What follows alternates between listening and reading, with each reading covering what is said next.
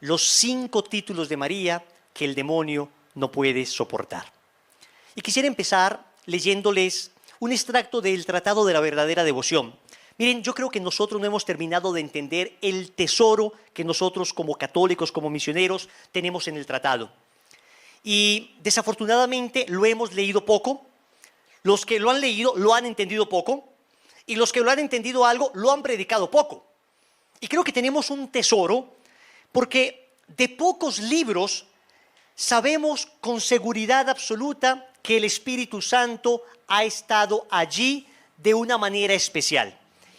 Tenemos la palabra de Dios, que por supuesto es insuperable, y tenemos enorme cantidad de santos y maravillosos libros, pero el Tratado de la Verdadera Devoción asume una importancia capital para estos tiempos porque San Luis de Montfort aseguró repetidas veces que él prácticamente era una mano que se dejaba conducir por el Espíritu Santo.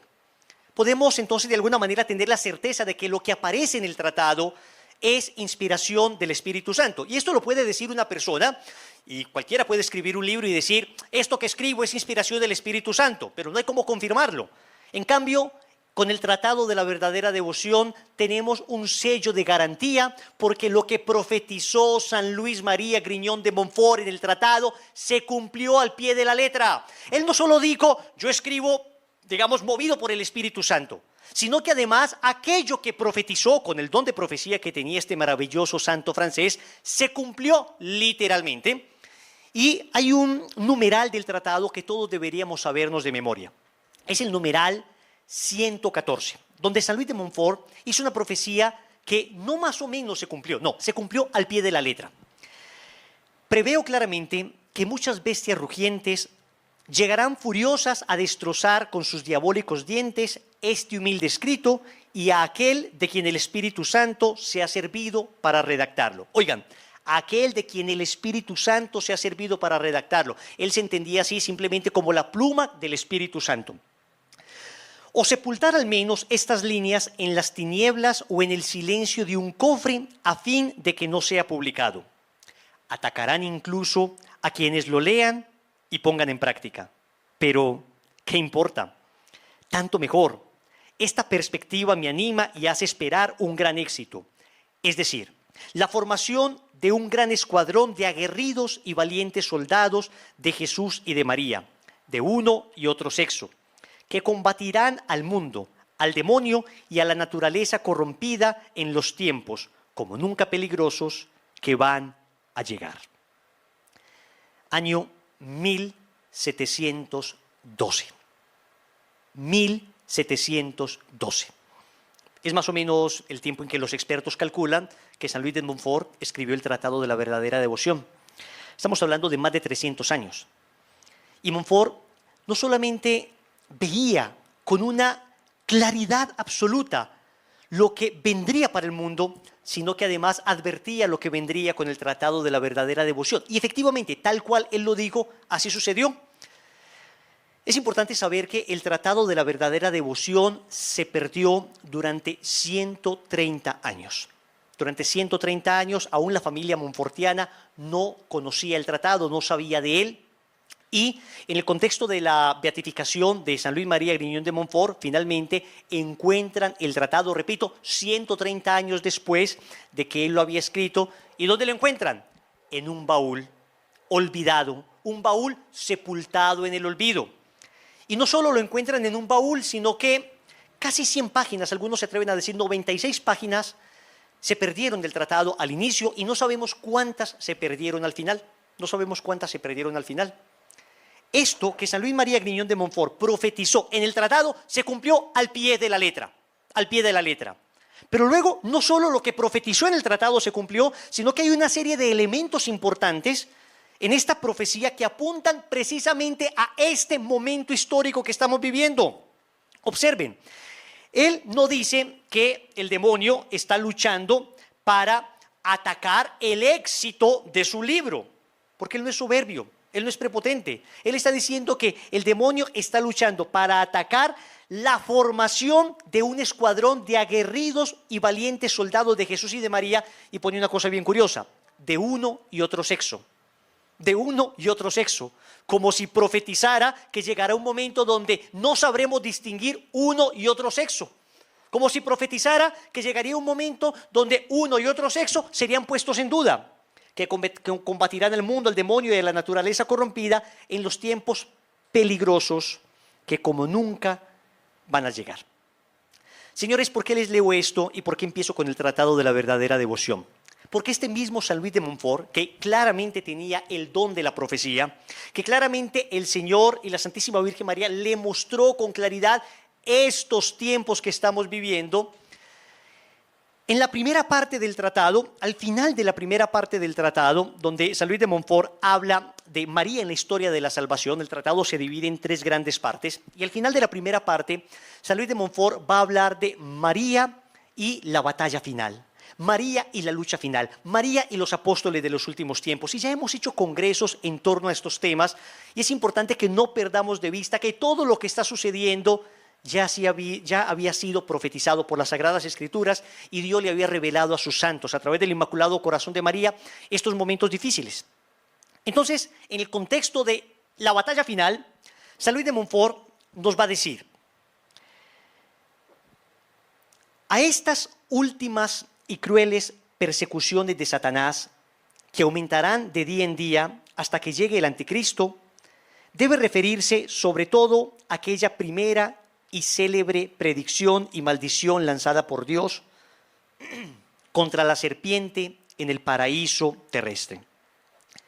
Pondré enemistad entre ti y la mujer, entre tu linaje y el suyo. Ella te aplastará la cabeza mientras tú tratarás de herir su talón. El protoevangelio lo conocemos ya, no lo sabemos de memoria, lo hemos leído, lo hemos releído, no lo hemos aprendido, lo hemos estudiado. Escúchenme, es un itinerario que tenemos los apóstoles de la Santísima Virgen María, aquellos consagrados, aquellos llamados a ser apóstoles de los últimos tiempos, pero que todavía no tenemos la virtud necesaria para hacerlo. Pero en esta cita bíblica está el itinerario que hemos de seguir. Hemos de entender nuestra vida espiritual en términos de combate. Hemos de entender nuestra vida espiritual en términos de 2 bandos, el bando de la serpiente y el bando de la mujer, y una lucha irreconciliable entre ambos. Dios ha hecho y preparado una sola e irreconciliable hostilidad que durará y se intensificará hasta el fin. Y es entre María, su digna madre, y el diablo, entre los hijos y servidores de la Santísima Virgen y los hijos y secuaces de Lucifer. De suerte que el enemigo más terrible que Dios ha suscitado contra Satanás es María, su Santísima Madre. El diablo la teme no solo más que a todos los ángeles y hombres, sino en cierto modo más que al mismo Dios. Pareciera una herejía si no lo dijera un santo. ¿Y por qué Montfort dice que el demonio le tiene más miedo a la Santísima Virgen María que de alguna manera al mismo Dios? Claro, esto hay que entenderlo de manera figurada, en el sentido de que, hombre, pues por supuesto que Dios lo es todo, Dios es omnipotente y basta un pensamiento divino para que el demonio deje de existir. Pero en la lógica de Montfort, él da 2 razones para asegurar esto. Dice, primero, porque Satanás, que es tan orgulloso, sufre infinitamente más al verse vencido y castigado por una sencilla y humilde esclava de Dios, y la humildad de la Virgen lo humilla más que el poder divino. Vamos a ver.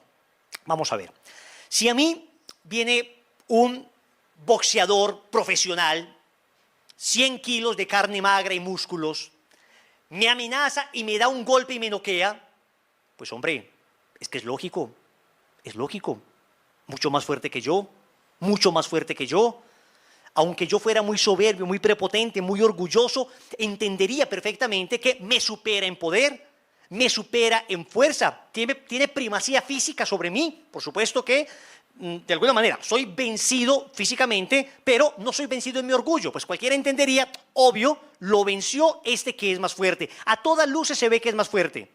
Pero si viene un niño de 3 años y me noquea y me golpea, es que no solo me vence físicamente, es que además pisotea mi orgullo, es que además hiere mi vanidad, es que además hiere mi soberbia.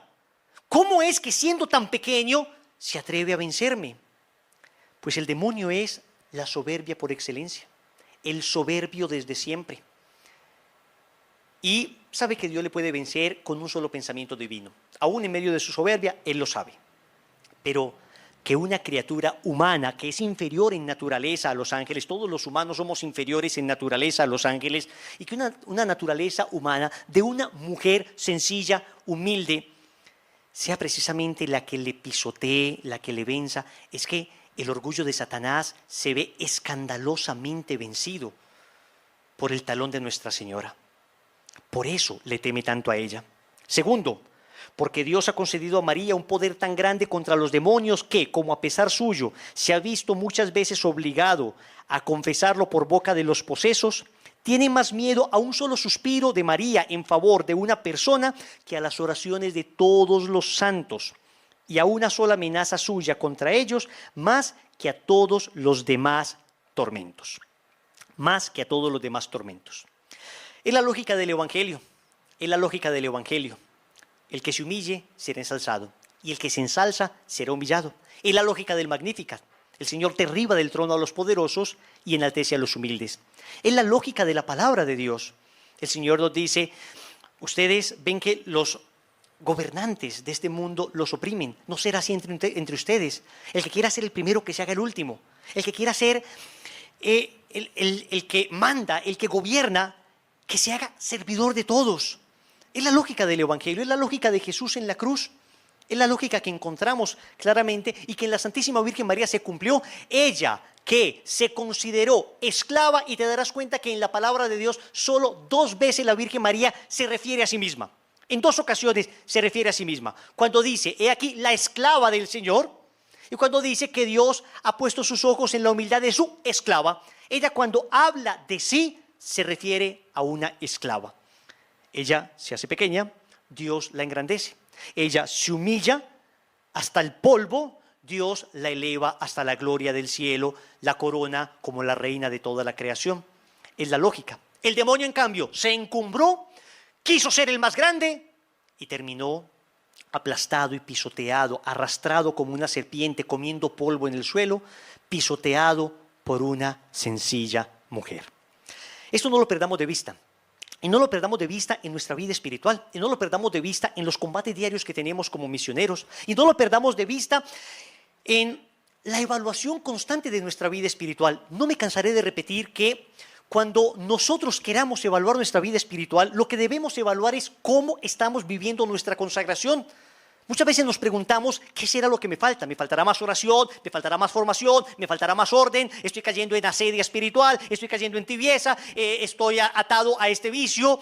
¿Qué me falta? A ver, seguramente nos falta todo eso, pero vamos más a la raíz. Lo que me falta es vivir mi consagración. Lo que me falta es entender que el camino que Dios nos ha dado a nosotros para la santidad se llama totus tus. Se llama consagración total a Jesús por María. Se llama pertenecer enteramente a nuestra Madre Santísima. Y esto es muy bueno. Y yo no sé si hemos meditado suficientemente sobre este don, sobre este regalo, porque hay muchas personas que quieren ser santas. Yo conozco mucha gente con un profundo deseo en su interior de santidad. Y desafortunadamente, aunque tenemos las vías de la santidad, tenemos la gracia, tenemos los sacramentos, también el Señor nos ha dado espiritualidades que se constituyen en caminos hacia la santidad. Y hay muchas personas con grandes anhelos de santidad que desafortunadamente no han podido encontrar caminos de santidad, espiritualidades sanas que le puedan hacer crecer de manera integral en la vida espiritual. Hay espiritualidades que apenas se están desarrollando en la iglesia y hay algunas que se intentaron desarrollar en la iglesia y fueron un fracaso estrepitoso y llevaron a mucha gente con auténtico deseo de santidad al fracaso espiritual, a la soberbia espiritual, a la herejía, a enfatizar demasiado en aspectos muy secundarios de la fe y relegar aspectos más importantes y sublimes de la fe.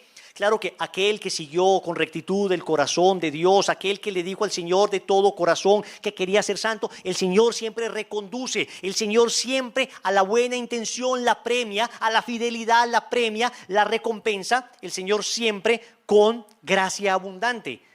Pero nosotros tenemos una gracia de entrada y es un camino que ya ha demostrado ser seguro para llegar al cielo, un camino que ha producido santos, un camino que no está en periodo de prueba en la iglesia. Un camino que no se constituye, digamos, en algo así como algo bonito por ser probado, una espiritualidad maravillosa por ser probada. Nosotros hoy contemplamos espiritualidades en la iglesia maravillosas como con mucha naturalidad, pero déjenme decirles que en su época era muy difícil discernir si efectivamente ese camino de santidad que se trazaba era o no era definitivamente algo que llevaba a la santidad. Hoy nosotros vemos a los franciscanos y reconocemos en la espiritualidad franciscana un camino de santidad indudable, pero es que no sabía con claridad en la época de Francisco si era así, porque en la misma época de Francisco había otros que también vivían la pobreza de manera radical, los cátaros, los albigenses, y sin embargo eran un camino al infierno, un camino al infierno. Nosotros hoy tenemos una espiritualidad discernida, una espiritualidad aprobada por la iglesia, una espiritualidad que ha producido santos, una espiritualidad completa, cristocéntrica, trinitaria, eucarística, mariana, una espiritualidad que nos une profundamente en amor a la Eucaristía, que nos devela con claridad el papel de María en la historia de la salvación, una espiritualidad que nos lleva a una profunda fidelidad con la Iglesia, con el Papa, a un discernimiento en medio de tanta confusión de los signos de los tiempos, para poder ver en humildad y en claridad aquello que está sucediendo, sin grandes teólogos, sin grandes conocimientos, sin una sabiduría exuberante.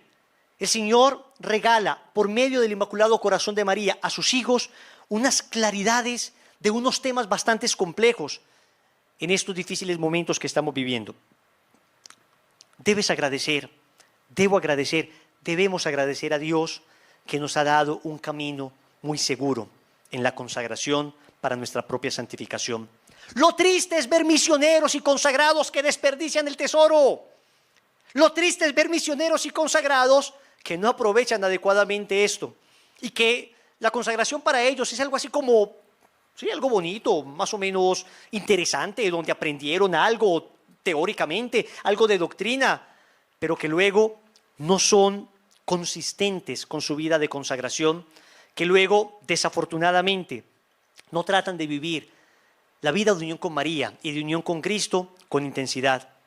Querido misionero, querido consagrado, querido futuro consagrado, querida familia que estás viendo este congreso desde tu hogar, escúchame, tenemos, gracias a Dios, un camino de santidad muy seguro y es vivir esta consagración. Si algo debemos hacerle fuerza, si algo debemos acentuar en nuestro camino espiritual, es la vivencia de la consagración. Y esto tiene sus raíces bíblicas, como lo acabamos de ver. Desde Génesis capítulo 3, versículo 15, el Señor nos advertía que la Santísima Virgen María iba a tener un papel protagónico en la historia de la salvación, y especialmente en estos tiempos últimos que estamos viviendo.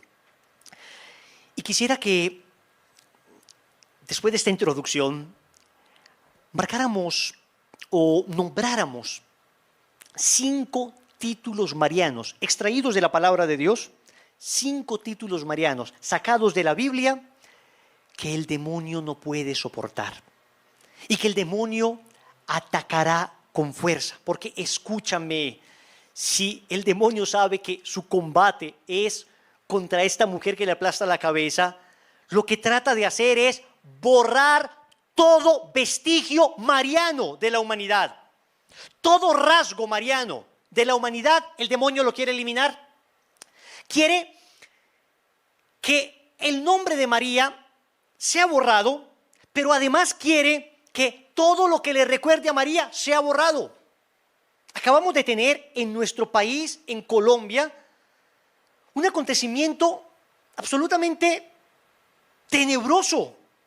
Yo creo que no hemos alcanzado a medir la dimensión de este acontecimiento. Y es que el presidente de la República, que podemos o no tener reparos con su gobierno, el día del aniversario de la Virgen de Chiquinquirá, patrona de Colombia, en su cuenta personal de Twitter, escribió encomendándose él, dice, a nivel personal, no como gobernante del país, sino en su cuenta de Twitter personal, a nivel personal, encomendándose a la Santísima Virgen María y a todo Colombia en medio de la pandemia, en un país donde el 75-80% son católicos, y nuestras cortes bastante anticristianas, bastante secularizadas, bastante laicistas, le han ordenado que borre este tuit, que borre este tuit. Pero ¿qué daño puede hacer el mencionar a una mujer? ¿Qué daño puede hacer el mencionar a una mujer? Supongamos que yo no soy creyente, pero una mujer que por lo menos es ejemplo de gallardía. Una mujer, la mujer más famosa de la historia, de acuerdo a la revista de Nat Geo, la mujer más famosa de la historia, la mujer más representada en la historia, en pinturas, en arte, en esculturas, en grabados, en tallas. La mujer más mencionada en la historia, en la literatura, en la música, en la poesía. ¿Qué de malo tiene esto? ¿Qué de malo tiene esto? Es decir, ¿por qué esto, incluso sin asumir un valor espiritual a esta mención, simplemente asumiéndolo como un valor cultural, por qué esto podría generar tanta rabia, tanto odio? Lo sabemos, porque el demonio no quiere que se mencione a María para nada, porque le recuerda que él será pisoteado finalmente por el talón de esta mujer, por el talón de esta mujer. Y vamos a ver 5 títulos en la palabra, 5 títulos, y vamos a ver cómo cada uno de estos títulos nos remite a una realidad que Dios ha grabado en la humanidad, una realidad que Dios ha querido presente en la humanidad, porque todo lo que sucede en María es lo que Dios quiere de la humanidad, y por eso es que el demonio detesta tanto a María, porque el demonio sabe que María es la realización de los planes de Dios. El demonio sabe que María es la realización perfecta de lo que Dios quiere de toda la humanidad. ¿Tú quieres saber qué quiere Dios de ti? Yo quiero saber qué quiere Dios de mí. Muy fácil, miro a María. En María está plasmado todo lo que Dios quiere de la humanidad. Como un pintor, un maestro de pintura, enseña a sus pupilos una cantidad de técnicas, le enseña a poner el bastidor, le enseña el lienzo, le enseña la trementina, le enseña técnica, le enseña la base, le enseña los colores, le enseña los contrastes, le enseña el punto focal, le enseña una cantidad de cosas a sus alumnos. Teoría, maravilloso. Y después ese mismo artista, ese mismo profesor, hace una obra maestra y les dice: todo lo que les he enseñado en la teoría, aquí está en la práctica. Todo lo que en teoría les he enseñado, véanlo aquí. Pues todo lo que Dios nos enseñó en la palabra de Dios y en la tradición viva, interpretado auténticamente por el magisterio, en la divina revelación, todo lo que Dios nos ha enseñado a través de la historia, nos dice: véanla aquí. Y nos muestra a la Santísima Virgen María. Dios dice: en ella está todo lo que yo quiero de ustedes. En ella está todo lo que yo quiero de cada uno de ustedes. Entonces, el odio a María, obviamente, es un odio a Dios, porque María le recuerda al demonio que Dios triunfó. En María, el triunfo de Dios, que se dará definitivamente al final de la historia, se anticipó. Escúchame esto: el triunfo de Dios se dará definitivamente al final de la historia, pero María es el anticipo del triunfo de Dios. ¿Qué quiere hacer el demonio entonces? Borrar todo vestigio de María. ¿Qué quiere hacer el demonio? Dañar esa pintura. ¿Qué quiere hacer el demonio? Hombre, que no veamos, que no tengamos referencia de esta mujer que le recuerda a esa pobre serpiente que ya está derrotado. Primer título. Mujer. Tomado del Evangelio de San Juan, capítulo 19, versículo 26. Jesús, viendo a su madre y junto a ella al discípulo a quien amaba, dice a su madre: mujer, ahí tienes a tu hijo. Palabra del Señor, gloria a ti, Señor Jesús. Entonces, María es la mujer. Yo creo que, haciendo un análisis sosegado de la realidad que estamos viviendo hoy, la crisis de la sociedad es una crisis de la mujer. Es una crisis en la mujer. La mujer sostiene, la mujer es factor de cohesión, la mujer es vínculo, la mujer es soporte. El enemigo sabe que María es la mujer. El Señor Jesús la llamó mujer. La palabra mujer en los labios de Jesús es un título. Mujer fue la primera palabra que el Señor pronunció después de resucitado. Le dijo a María Magdalena, mujer, ¿a quién buscas? Es un título en la boca de Jesús. Cuando Jesús le dice a María, mujer, está remitiéndonos al Génesis, a la mujer que finalmente aplastaría la cabeza de la serpiente. Pocas horas antes le había dicho Poncio Pilato al pueblo, ecce homo, he aquí a el hombre. Jesús es el hombre. Y en la cruz está diciéndole a todo el mundo, pues si yo soy el hombre, ella es la mujer. Mujer. Y el demonio odia a la mujer, porque toda mujer le recuerda a la Virgen María. Y por eso, años atrás, instauró un machismo irracional que debemos reconocer. Incluso en algunas culturas hoy subsiste un machismo irracional. Un machismo que ninguneaba, por debajeaba, golpeaba, humillaba a la mujer. Eso también viene del ataque del enemigo. Eso también hace parte del plan del maligno. Todo maltrato a la mujer, toda vulneración a sus derechos fundamentales, todo eso hace parte del ataque del maligno. No podemos quedarnos simplemente con una cara de la moneda y olvidar la otra. Evidentemente, ha habido épocas, ha habido culturas, ha habido momentos, ha habido situaciones donde la mujer ha sido brutalmente humillada.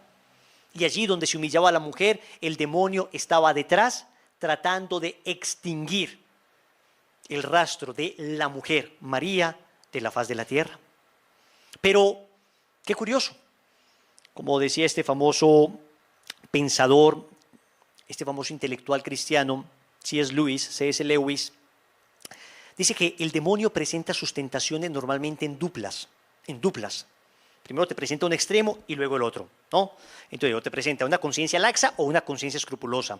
O te presenta, un rigorismo moral, o te presenta una conciencia tan amplia que nada es pecado. O te presenta un fanatismo extremo, o te presenta un relajamiento en la vida espiritual. Siempre como en duplas, ¿no? Entonces, por una parte, atacó a la mujer con un machismo radical, y después él mismo inspira un feminismo radical. Un machismo inspirado en el odio que genera un feminismo inspirado en el odio. Es perfectamente claro que la primera ola feminista, las llamadas sufragistas, pues no suscribimos a ese feminismo. Por supuesto que un primer feminismo que hubo, donde la mujer reivindicaba sus derechos, donde la mujer exigía los mismos derechos de los hombres, eso lo exigimos todos, y en eso estamos perfectamente de acuerdo. No hay que leer sino la bella carta que San Juan Pablo II escribió a la mujer. Una bellísima carta sobre la mujer, Mulieris Dignitatem. Hay que leerla para que se den cuenta cómo la mujer es vista con los ojos de la fe y con los ojos de la iglesia. Y cómo la palabra de Dios, aún surgida en un contexto histórico donde la mujer no valía, cómo la palabra de Dios fue reivindicando progresivamente a la mujer. Las mujeres en la palabra de Dios siempre permanecieron fieles a Dios. Ninguna mujer traicionó a Jesús. Fueron las que estuvieron firmes al final de su vida. Fueron las primeras que le vieron resucitado. Dios escogió una mujer para que fuera testigo de su resurrección, la primera testigo de su resurrección. Una mujer, y una mujer que venía incluso de mala vida, una mujer conversa, aún sabiendo que en aquella época la voz de la mujer no servía para testimoniar algo. Aún sabiendo que ni un niño ni una mujer podía dar testimonio de nada y su testimonio no era válido, Cristo escoge a la mujer, María Magdalena, para que sea la primera testigo de su resurrección y para que sea la primera que anuncie a los apóstoles la resurrección. Por eso le han llamado la apóstol de los apóstoles. Entonces, ha reivindicado a la mujer.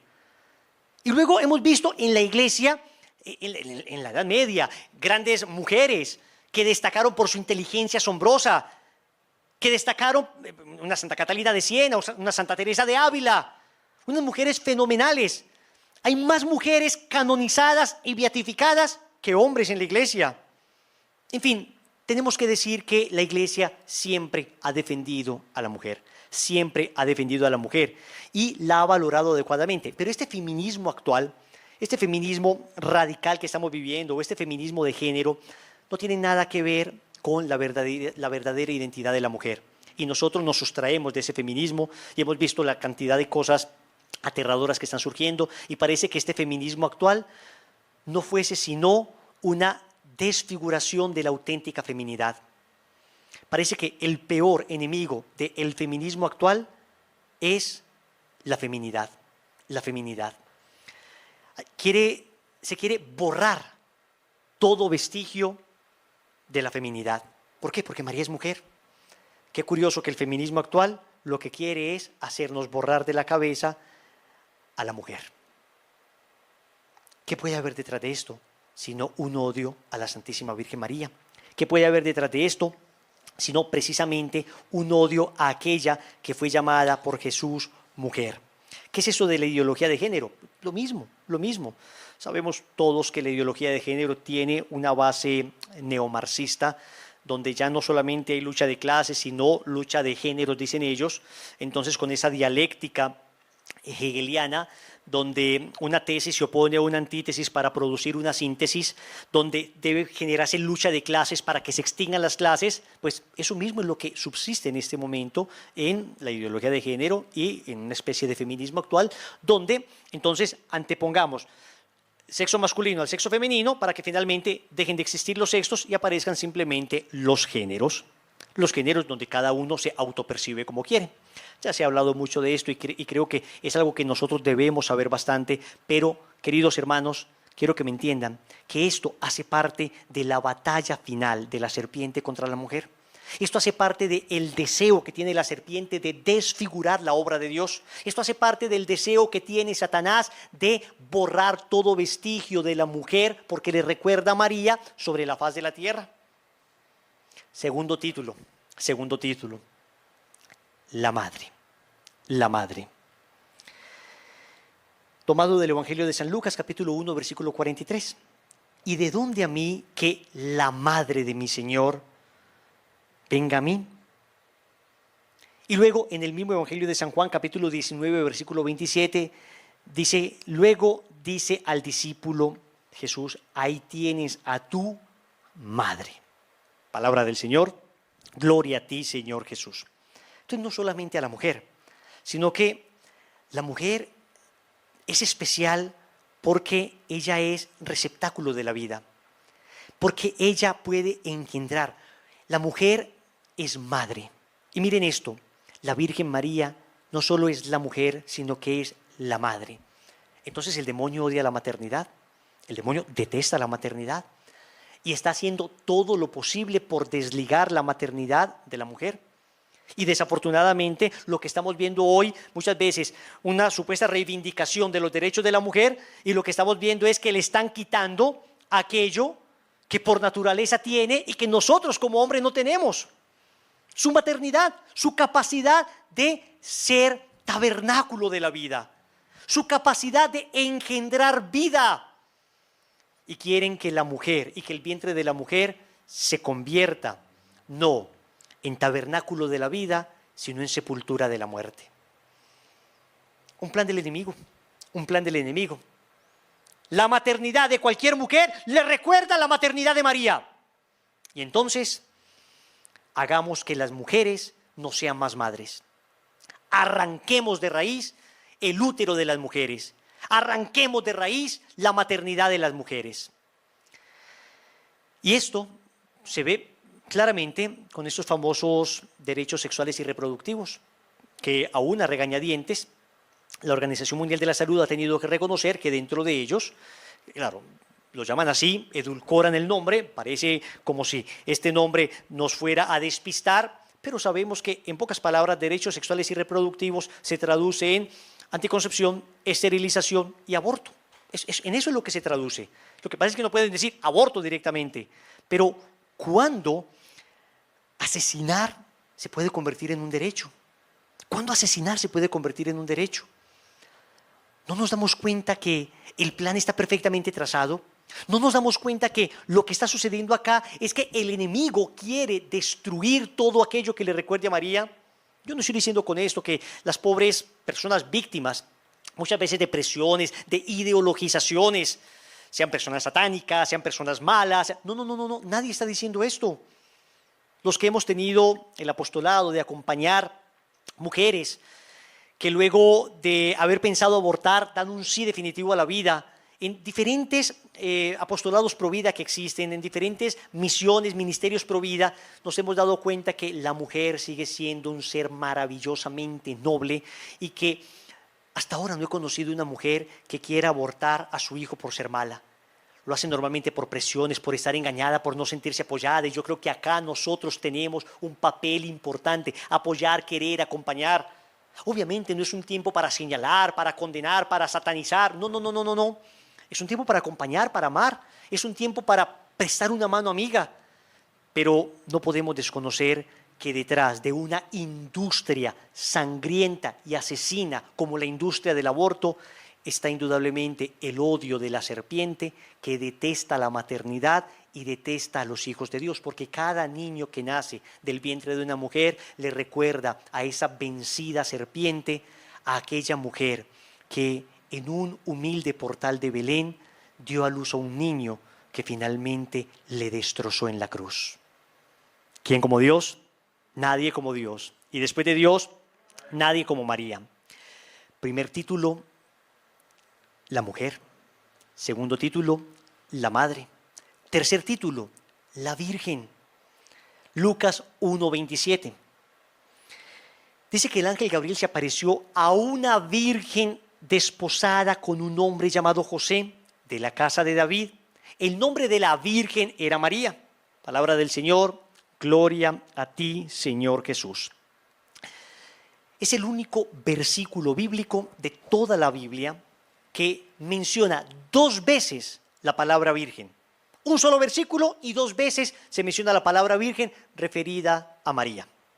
En 2 ocasiones, en un solo versículo, se dice que María era virgen. ¿Por qué? Porque el evangelista Lucas quiere recordarnos la profecía de Isaías 7:14, profecía que todo Israel conocía, profecía que determinaría cuál sería la madre del Mesías. La virgen concebirá y dará a luz un niño al que pondrá por nombre Emanuel, que quiere decir Dios con nosotros. Sabemos que Emanuel es un título. Después, eso está en Isaías 7:14, pero en Isaías 9 se dice que el Mesías se llamará admirable, consejero, Dios fuerte, Dios inmortal. En fin, son títulos que recibía el Mesías. Y esto es importante porque el demonio no puede soportar la pureza. Todo lo que sea pureza le recuerda a María. Todo lo que sea pureza le recuerda a aquella mujer que le aplasta la cabeza. Por eso, a partir de la década de los 60 del siglo pasado, empezó esta famosa revolución sexual que lo que hizo fue cosificar el sexo, que lo que hizo fue ningunear el sexo, que lo que hizo fue hacernos perder de vista la unión íntima que sexo y amor, que sexo y vida, que sexo y unión tienen en el plan de Dios. Desligó sexo de amor, desligó sexo de vida. Sexo se convirtió en un deporte y las consecuencias las hemos visto. Al convertirse el sexo en un deporte, la familia se desintegró. Al desintegrarse la familia, familias disfuncionales dieron a luz hijos disfuncionales. Hijos sin papá, hijos sin mamá, hijos criados, en el mejor de los casos, por una buena abuela, hijos criados en muchas ocasiones por nanas, por la televisión. Luego, una sociedad que estamos viviendo hoy, producto de una sexualidad mal vivida, una sociedad enferma. Una sociedad enferma. Pero es que el demonio tampoco puede soportar que en pleno siglo XXI haya hombres y mujeres que deciden vivir la castidad libremente, de manera celibataria. Y por eso nos hemos dado cuenta todo el esfuerzo que ha hecho para que el celibato sacerdotal se extinga. Todo el esfuerzo, todo el lobby, toda la presión que se ha hecho para que el celibato sacerdotal deje de existir. Gracias a Dios, los papas que hemos tenido se han mantenido firmes a pesar de las múltiples presiones que reciben de diferentes sectores de la Iglesia y han dicho, no, el celibato sigue siendo un don y no vamos a dejar que este don se pierda. Y lo siguen predicando y lo siguen proclamando. Y hace parte también de este odio contra la castidad, los crímenes que se han cometido dentro de la Iglesia y que deben ser pagados con toda la fuerza de la ley divina y humana. Nosotros no nos oponemos a que estos crímenes que se han cometido contra criaturitas inocentes, ¡ay del que escandalice a uno de estos mis pequeños! No nos oponemos a que esto aparezca con claridad. con toda la crudeza para purificar la iglesia. Con lo que no estamos de acuerdo es que aprovechándose de esto, que aprovechándose de estos crímenes de unos cuantos sacerdotes, se metan en un mismo saco a otros virtuosos, buenos, santos sacerdotes que dan la vida y que lo han entregado todo por las almas, cuidando a los niños. No estamos de acuerdo con la ideologización de un crimen de estos, pero sí estamos de acuerdo con que el que ha hecho algo nefasto como esto, pague ante Dios y ante los hombres lo que ha hecho. ¿Se dan cuenta? Por una parte, el demonio está tratando de que los clérigos, de que los consagrados no vivan la castidad, no vivan la pureza, pero por otra parte, por una parte les está diciendo, no hace falta esto, no hay necesidad de la castidad, pero por otra parte les estás usando para que caigan en crímenes y pecados tan abominables como estos. El demonio siempre trazando una estrategia. ¿Por qué? Virginidad, castidad, limpieza, pureza. ¿A quién le recuerda? A María. ¿A quién le recuerda? A esta mujer bienaventurada. Le recuerda a aquella que le pisa la cabeza.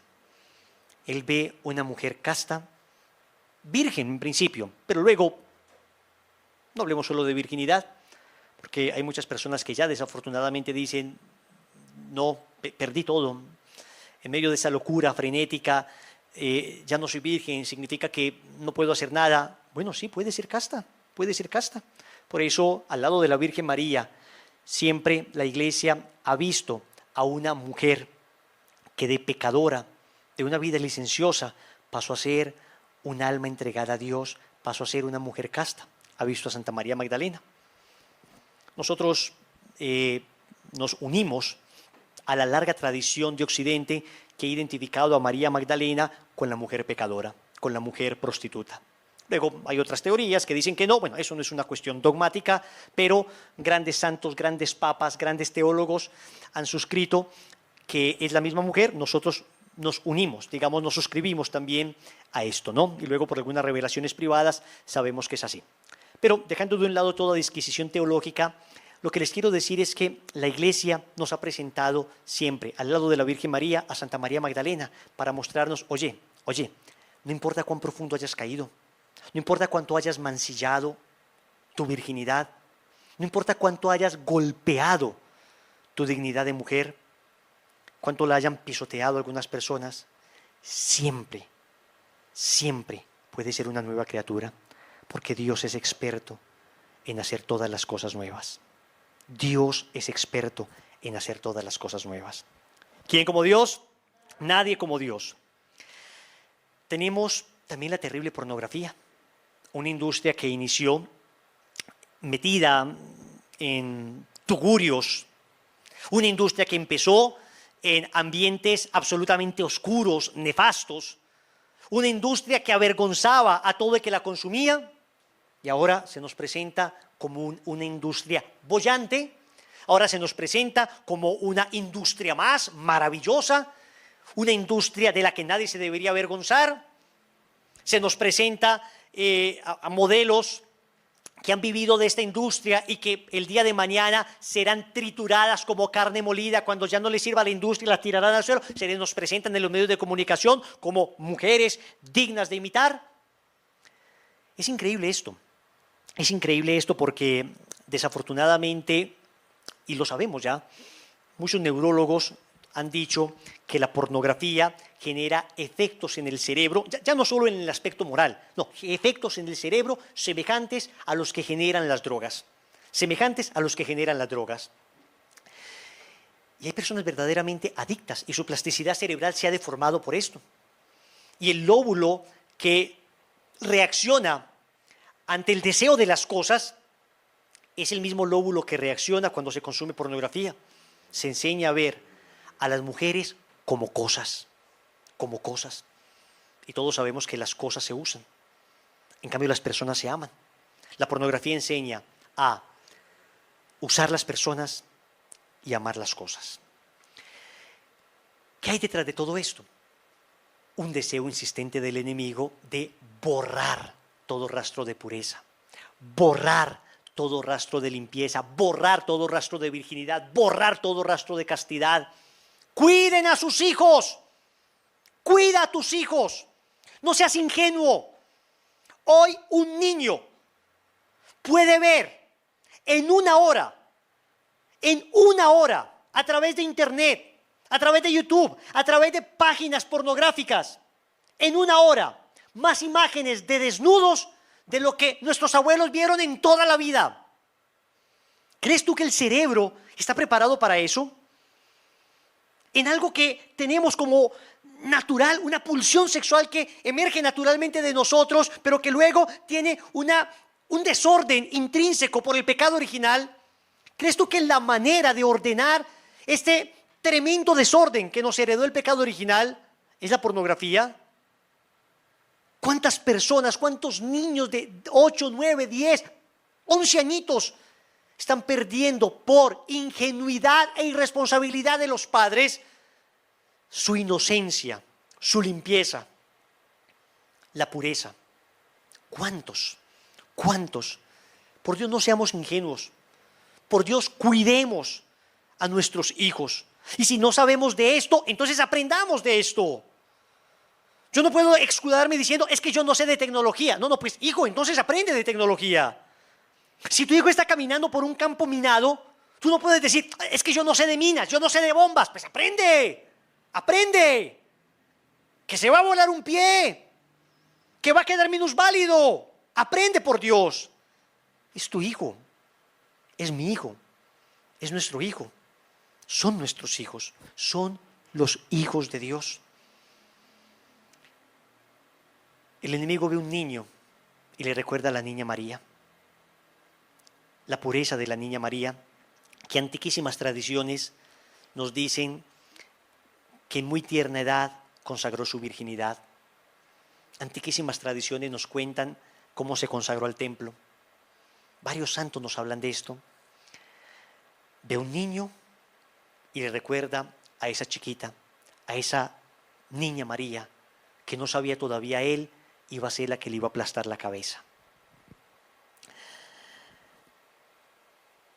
Cuarto título, la que ha creído. Primer título, la mujer. Segundo título, la madre. Tercer título, la virgen. Cuarto título, la que ha creído. Lucas 1:45. Dichosa tú, porque has creído que se cumplirían las promesas del Altísimo. La que ha creído. María, la mujer que ha creído. Cuando el enemigo ve un creyente, cuando el enemigo ve a alguien con fe, inmediatamente le recuerda a María. Es que no se la puede sacar de la cabeza. Es que está obsesionado con ella. Es que ve a alguien orando, ve a alguien con fe, ve a alguien de rodillas, ve a alguien implorando a Dios. Y entonces quiere arrancar de su corazón la fe. Y quiere arrancarlo de la sociedad.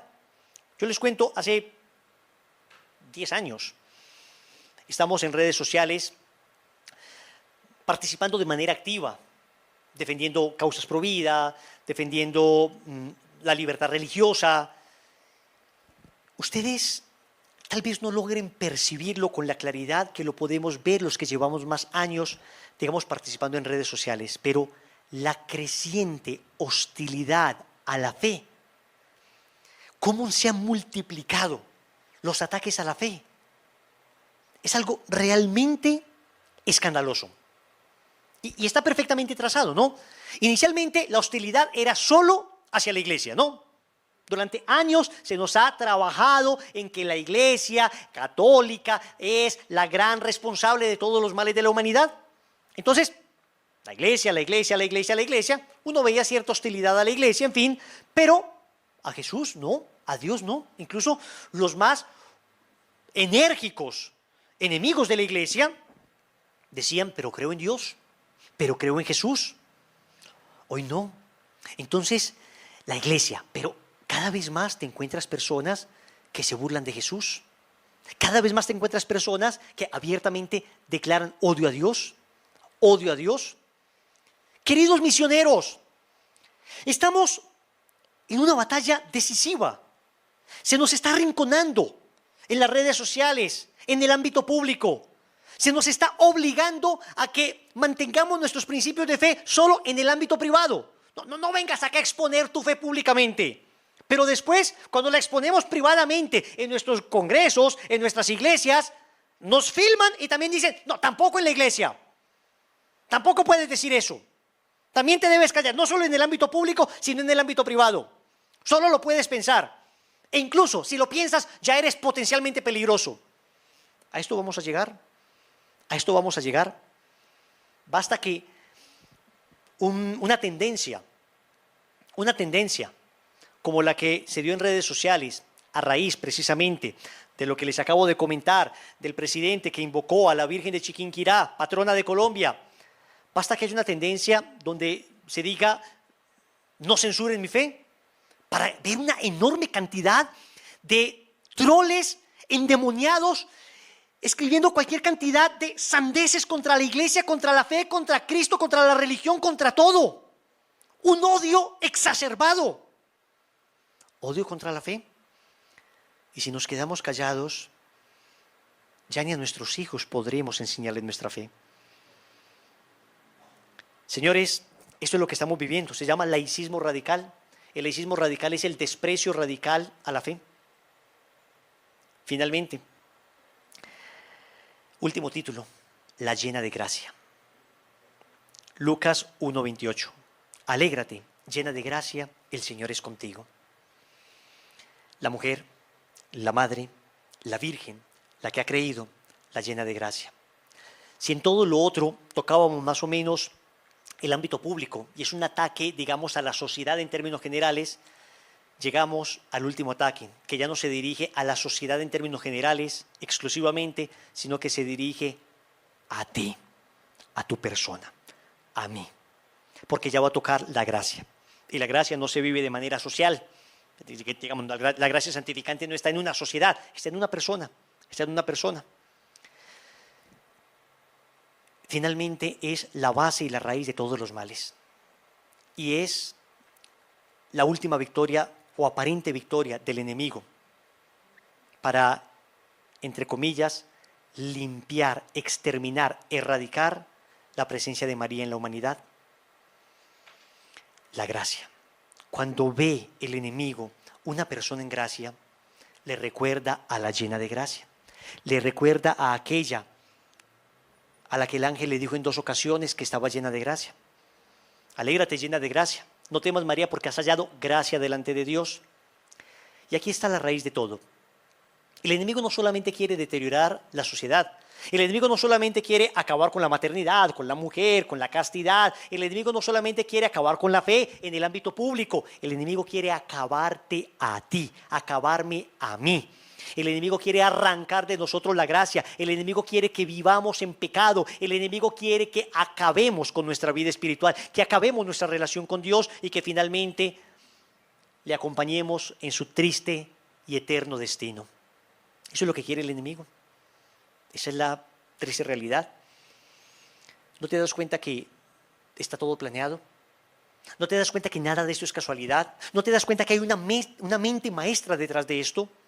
¿No te das cuenta que nuestro enemigo y su ejército se ha puesto en orden de batalla contra su enemiga y su ejército, que somos nosotros? ¿No te has dado cuenta que esto es un combate de vida o de muerte eterna? Querido consagrado, querido misionero, es el momento de tomarnos en serio esto. Pero déjame decirte que no lo va a lograr. Déjame decirte que no lo va a lograr. No va a poder. La profecía es clara. El enemigo será pisoteado. El pie bendito de Nuestra Señora aplastará finalmente su cabeza. Le pondrá a comer polvo eternamente. No podrá contra su ejército ni contra sus hijos. Esta serpiente no podrá contra la mujer, ni contra su ejército, ni contra sus hijos. Porque la profecía del Señor es clara. Y porque el Señor ha determinado desde toda la eternidad que esta bienaventurada mujer triunfe definitiva y gloriosamente sobre esta asquerosa e inmunda serpiente que será vencida en el fin de los tiempos para siempre. Y debes tener esa certeza, y debes tener esa esperanza, y debes tener esa convicción, y debes tener esa seguridad interior de que estás en el bando que triunfó, no que triunfará, sino que triunfó, que ganó, en el bando de Nuestra Señora. No tengas ningún tipo de temor, porque nuestra Madre Santísima ya ha triunfado. ¿Quién como Dios? Nadie como Dios. Y después de Dios, nadie como María.